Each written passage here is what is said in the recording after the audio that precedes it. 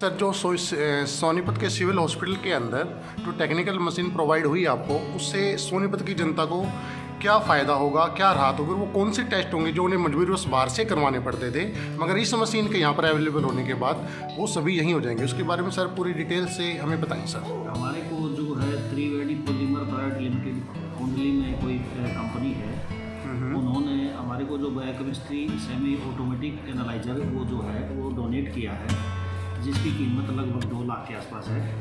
और इसके मशीन से जो टेस्ट होते हैं वो LFT liver function test, KFT kidney function test, CBC complete blood count और CRP। तो ये जो टेस्ट है ये होंगे।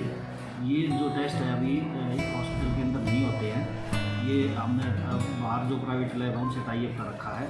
तो इसमें जो मरीज़ को कम से कम 2-2.5 हज़ार का जो खर्चा आता है तो वो बाहर से पे करने पड़ते हैं। तो ये मशीन जो इन्होंने डोनेट की है, इससे यहाँ के मरीज़ों को बहुत फ़ायदा होगा, क्योंकि अभी हमने जो इसके रेजेंट हैं वो उसके ऑर्डर कर दिए हैं, रेजेंट आ जाएंगे और हफ्ता 10 दिन के अंदर ये मशीनों को हम चालू कर देंगे। और जो लोगों के पैसे खर्च होते हैं एक टेस्ट, इन टेस्टों के ऊपर 2-2.5 हज़ार वो बचेंगे। इससे हमारे स्वास्थ्य सेवाओं में इजाफा भी हुआ है और इससे पब्लिक का भी बहुत फ़ायदा होगा। ये फ्री ऑफ कॉस्ट होंगे सर सभी के लिए, या उसके अंदर कोई कैटेगरी सम्मिलित की गई है? नहीं, बिल्कुल जो भी पेशेंट यहाँ आएगा उनके सबके फ्री होंगे, चाहे कोई पेशेंट कहीं का भी हो, चाहे वो हरियाणा से बाहर का भी हो, जो भी सोनीपत सिविल हॉस्पिटल में आएगा उन सबके लिए एक टेस्ट फ्री होगा। इसके अलावा सर कुछ और एक्स्ट्रा कोई एक्टिविटीज़? और तो ये है कि कोविड के लिए जैसे हमने 30 बेड का ICU बनाया है। तीसरी जो लहर है उसको देखते हुए पहले हमारे पास जो सेकंड वेव आई थी उसके अंदर सिर्फ 6 बेड का ICU था, अभी 30 बेड का हमने तैयार कर दिया है। और बच्चों के लिए जो है हम अगर वेंटिलेटर की जरूरत पड़ी तो हमारे पास पीडियाट्रिक मोड के जो है 30 में से 12 वेंटिलेटर इस तरह के अवेलेबल हैं। और इसके जो हॉस्पिटल को हमने जो 200 बेड है आइसोलेशन बेड का हमने बना लिया है।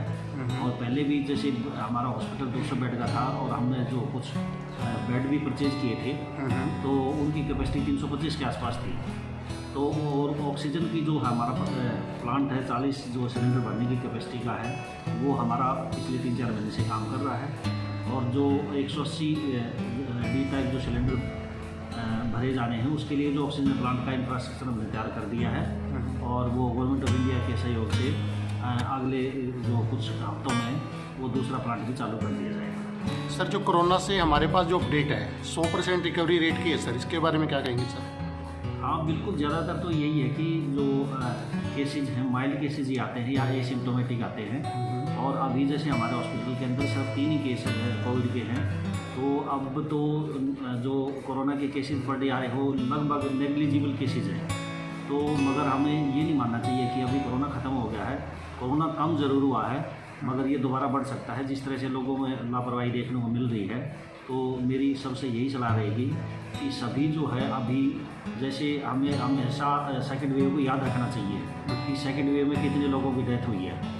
तो वही जो सोशल डिस्टेंसिंग के नॉर्म है, मास्क पहनना, डिस्टेंसिंग करना, हैंड सैनिटाइज करना, तो वो उनको ध्यान में रखना। हमने हमेशा ये बात रखो कि सेकेंड वेव आई थी और इतनी डेथ हुई थी। और वो लोग है ना, कुछ लोग भूल भी चुके हैं इस बात को। तो इस बात के लिए हमें तैयार रहना पड़ेगा कि भाई जो सोशल डिस्टेंसिंग की नॉर्म है वो, और बाकी जो हेल्थ डिपार्टमेंट की तैयारी है हमारी पूरी तैयारी है। अगर इस तरह की कोई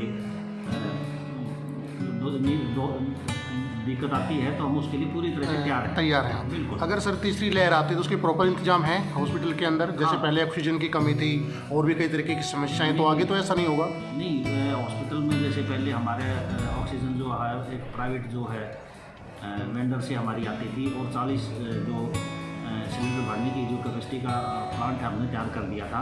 अब हमारी ऑक्सीजन की कोई कमी नहीं है। और जो बेड है वो 200 बेड का अलग से हमारा वार्ड है। और वेंटिलेटर जैसे पहले 6 थे, अभी 30 वेंटिलेटर हमारे पास हैं। और दवाइयों की भी हमारे पास कोई कमी नहीं है। और टेस्ट करने की जो सुविधा है वो हमने पहले से ही चालू कर रखी है। तो इस तरह से पेशेंट का कोई खर्चा नहीं होगा और हमारे पास हर तरह से हम इसको टैकल करने के लिए तैयार हैं। ठीक है sir, thank you sir. Cameraman Sushil Kumar के साथ रजनीकांत आजाद। जय हिंद, जय भारत।